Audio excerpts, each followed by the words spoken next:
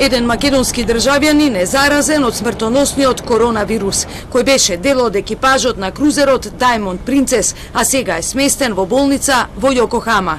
Има блага форма на заболување, велат македонските здравствени власти. Добивме информација, тоа е најнова информација, дека еден од нашите граѓани е тестиран позитивен, се работи за блага форма на заболување. Од Македонското министерство за надворешни уверуваат дека се во секојдневен контакт со другите двајца македонски државјани.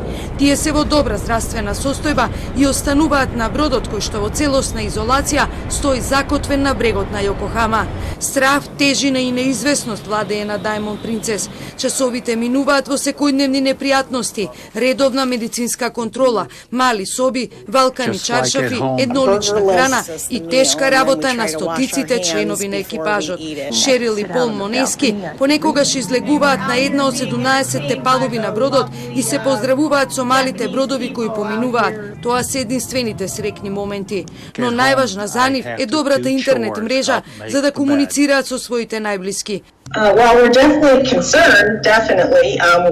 We've always been concerned, but we're still thinking that if the incubation period is 2 weeks, quarantine for 2 weeks, we should be getting new cases still for a while. And hopefully, as the numbers drop. Властите во Јапонија велат дека изолацијата на бродот е единствен начин да се спречи ширењето на болеста, но дел од експертите сметаат дека мерката може да создаде уште повеќе инфекции. Потврдени се нови 44 заболени, со што бројот на заболени на крузерот со кој патуваат 3500 луѓе сега се зголеми на 218. Јапонија денеска ја брои и својата прва жртва.